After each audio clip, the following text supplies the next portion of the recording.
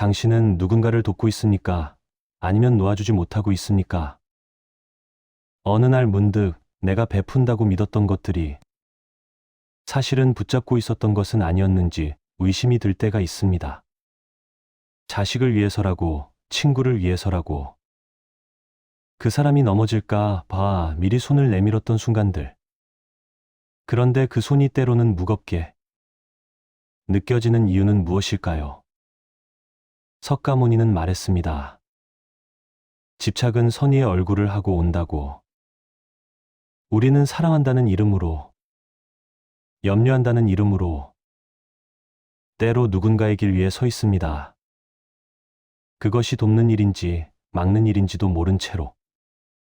시련은 누군가에게는 피해야 할 것이지만 석가모니는 그것을 다르게 보았습니다. 그는 시련을 관찰의 기회라고 여겼습니다. 고통 속에서 인간은 비로소 자신이 무엇을 붙잡고 있는지, 무엇을 두려워하는지 알아차릴 수 있다고 했습니다. 그렇다면 우리가 누군가의 시련을 대신 짊어지려 할 때 우리는 정말 그 사람을 위하는 것일까요?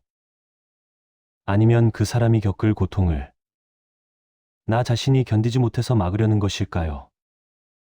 제1장 그 사람이 넘어지는 것을 왜 두려워하는가? 한 남자가 길을 걷고 있었습니다. 그의 앞에는 작은 돌부리가 있었고 그는 그것을 보았습니다. 그리고 생각했습니다.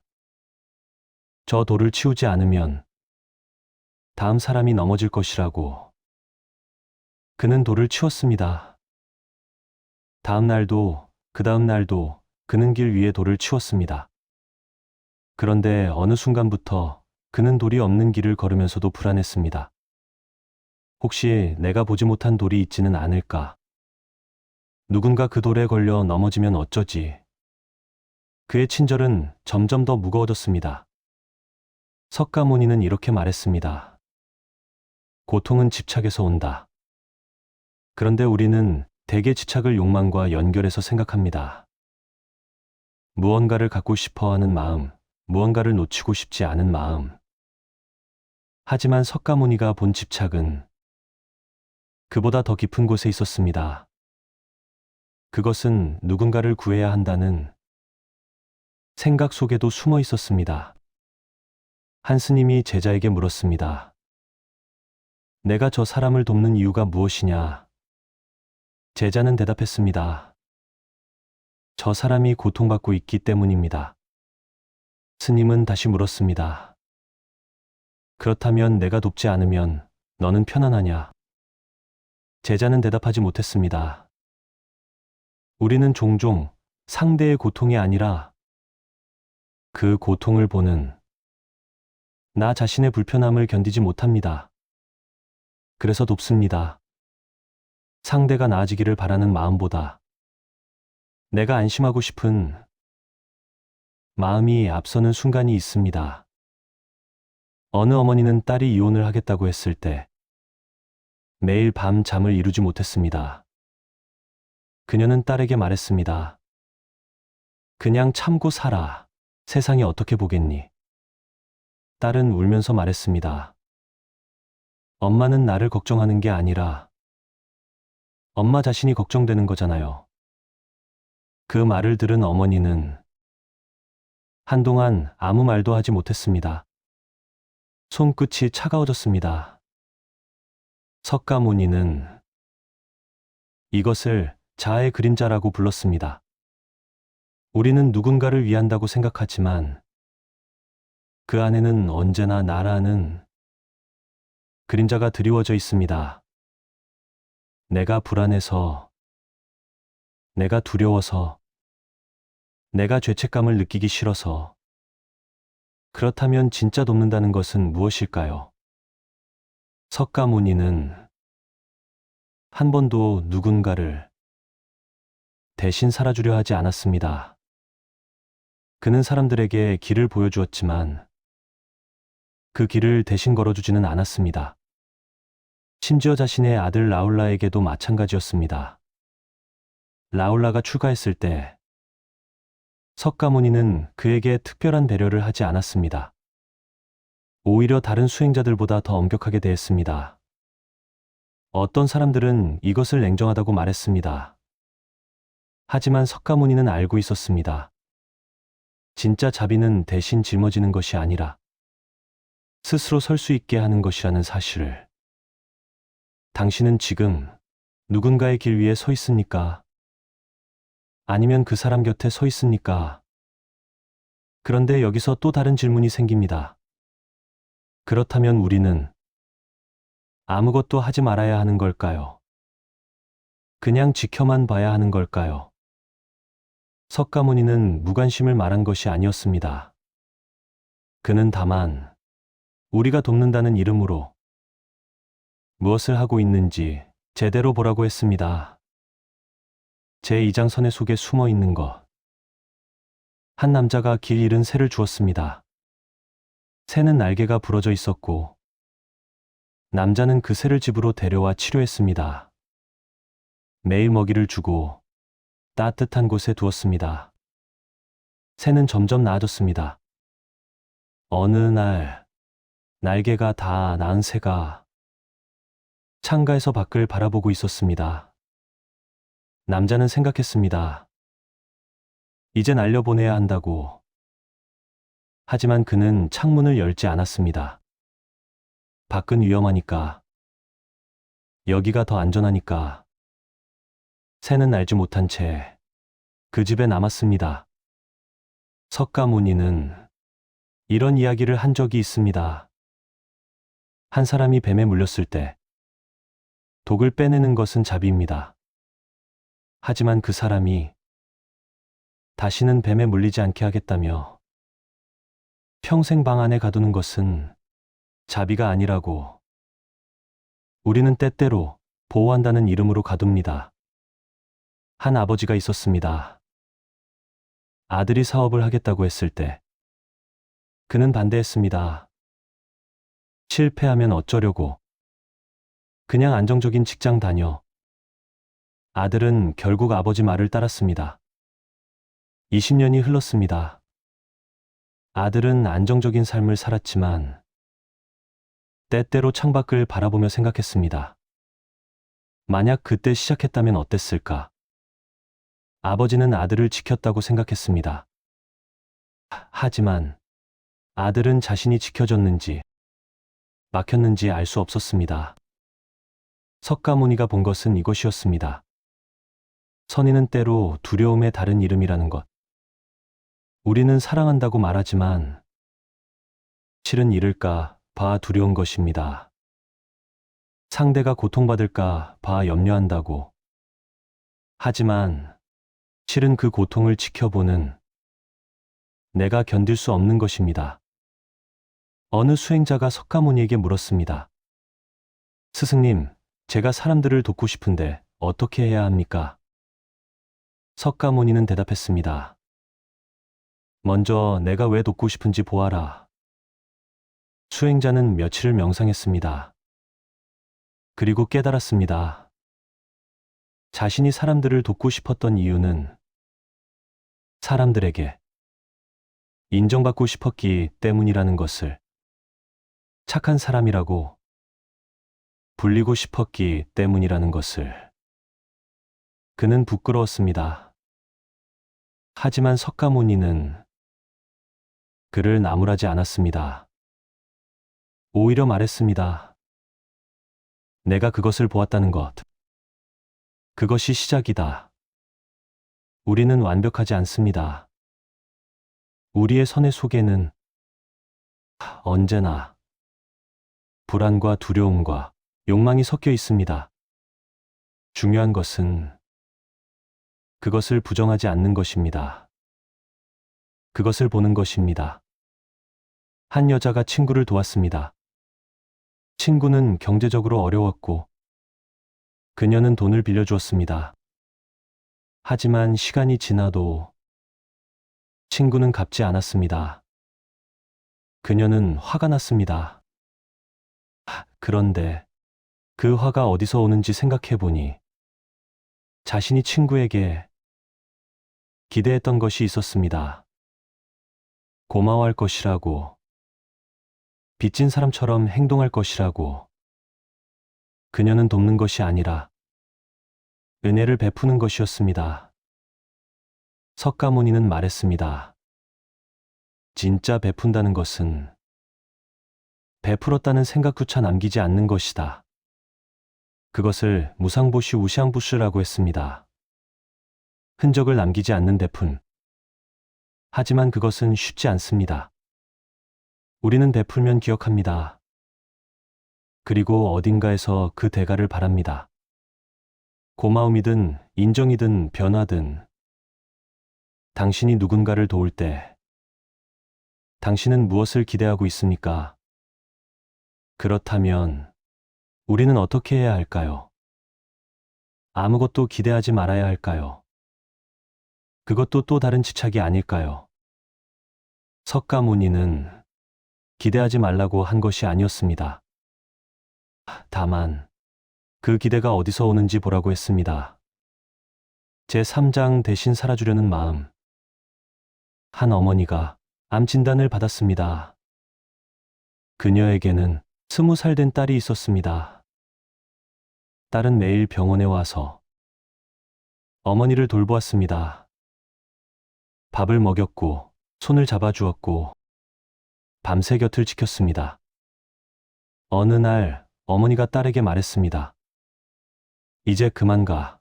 너도 내 인생 살아야지. 딸은 울면서 말했습니다. 엄마 혼자 두고 어떻게 가요?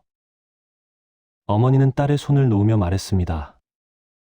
내가 여기 있으면 나는 편하다. 하지만 내가 너를 잃어가는 것을 보는 건 나를 더 아프게 해. 딸은 그제야 알았습니다. 자신이 어머니를 위한다고 생각했지만 사실은 어머니를 잃을까봐 두려워서 붙잡고 있었다는 것을. 석가모니의 어머니 마야 부인은 석가모니를 낳고 7일 만에 세상을 떠났습니다. 석가모니는 어머니의 기억이 없었습니다. 하지만 그는 훗날 어머니를 위해 하늘나라에 올라가 설법을 했다는 이야기가 전해집니다. 그때 석가모니는 무엇을 말했을까요? 그는 당신 때문에 내가 태어났습니다라고 하지 않았습니다. 대신 당신은 이미 자유롭습니다라고 말했습니다. 우리는 종종 누군가를 위한다는 이름으로 그 사람의 자유를 빼앗습니다. 상대가 선택하지 못하게, 넘어지지 못하게, 고통받지 못하게 막습니다. 그것이 사랑이라고 믿으면서. 한 선생님이 있었습니다. 그는 제자가 시험에서 떨어질까봐 몰래 답을 알려주었습니다. 제자는 합격했습니다. 하지만 몇 년 뒤 현장에서 일을 하다가 무너졌습니다. 실력이 없었기 때문입니다. 선생님은 제자를 돕고 싶었습니다. 하지만 그는 제자가 스스로 배울 기회를 빼앗았습니다. 석가모니는 이렇게 말했습니다. 고통은 피할 수 없다. 하지만 고통을 통해 배울 수 있다. 그는 고통을 제거하려 하지 않았습니다. 고통을 관찰하라고 했습니다. 한 수행자가 명상 중에 극심한 고통을 느꼈습니다.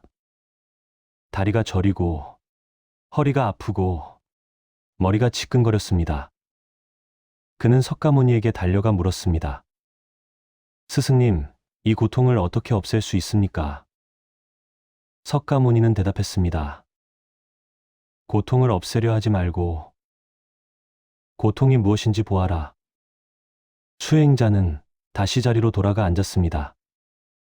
이번에는 고통을 밀어내려 하지 않고 그저 관찰했습니다. 다리가 저린 느낌을, 허리가 당기는 감각을, 머리가 욱신거리는 파동을. 그러자 이상한 일이 일어났습니다. 고통은 그대로였지만 그 고통에 대한 괴로움이 줄어들었습니다.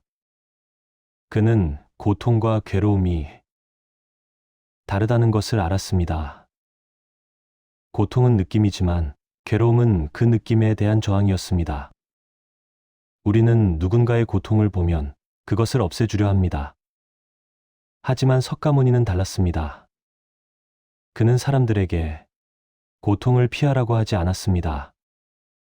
고통 속에서 무엇을 볼 수 있는지 가르쳤습니다. 당신은 지금 누군가의 고통을 대신 짊어지려 하고 있습니까? 아니면 그 사람이 고통을 통해 배우도록 곁에서 지켜보고 있습니까? 하지만 이것은 냉정함과 다릅니다. 석가모니는 무관심하게 지켜보라고 한 것이 아니었습니다.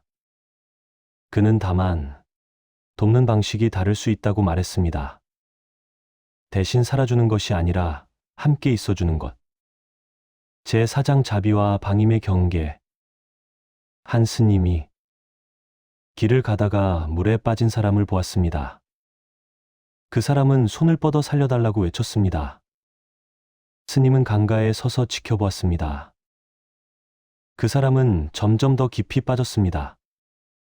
지나가던 사람이 스님에게 화를 냈습니다. 왜 구하지 않습니까? 스님은 대답했습니다. 저 사람은 헤엄을 칠 줄 압니다. 다만 두려워서 잊고 있을 뿐입니다.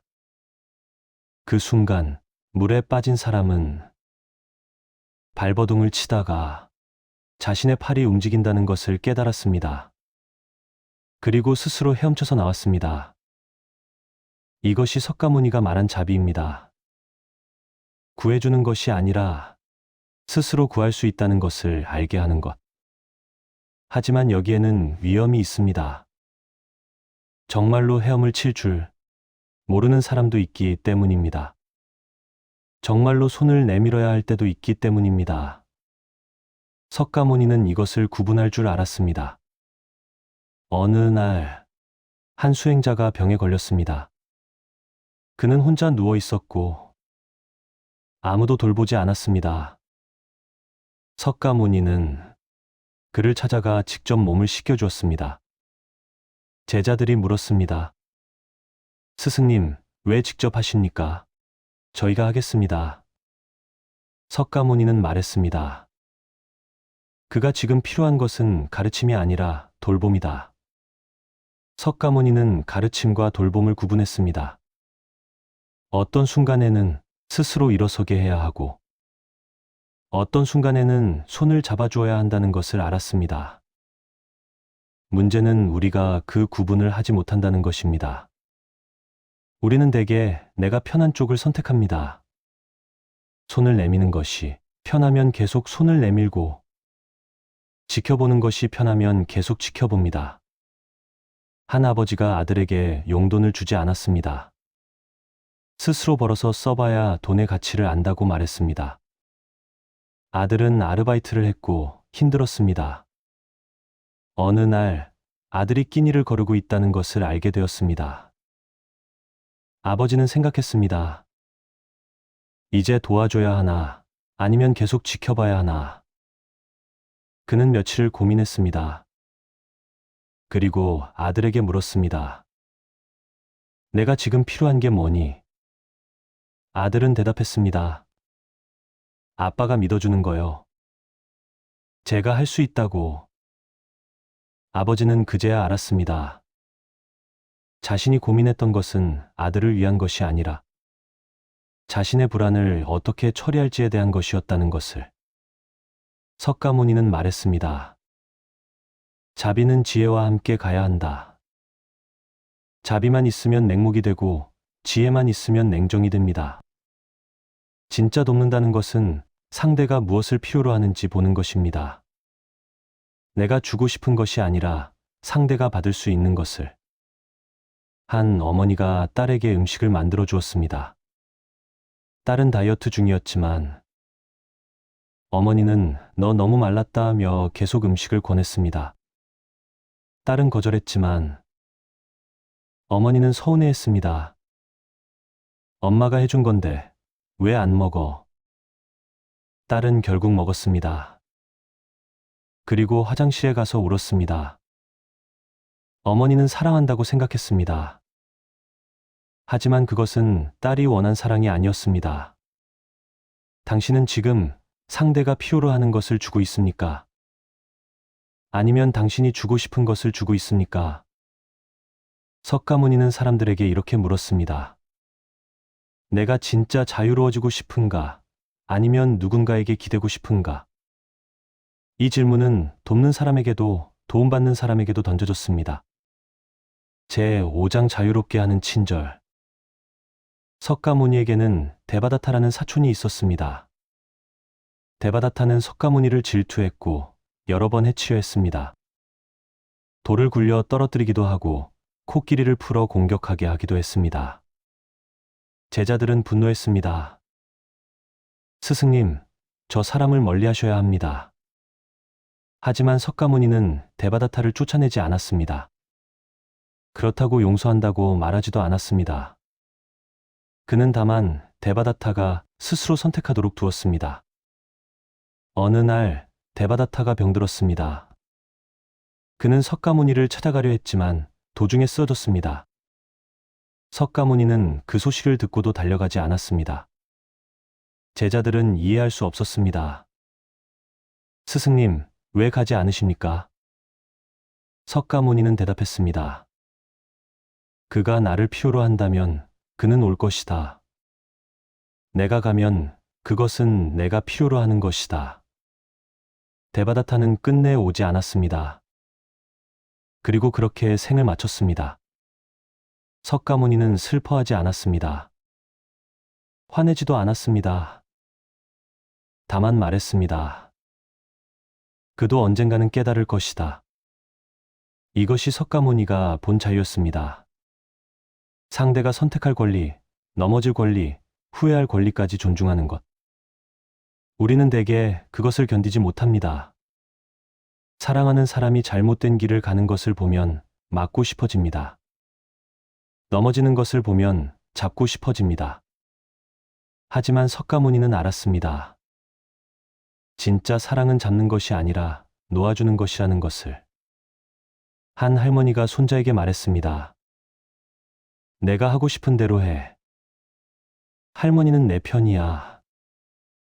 손자는 학교를 그만두고 음악을 시작했습니다. 주변 사람들은 할머니를 나무랐습니다. 왜 말리지 않았어요?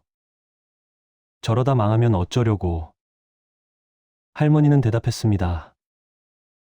망해도 그 아이 인생이에요. 내가 대신 살아줄 수는 없잖아요.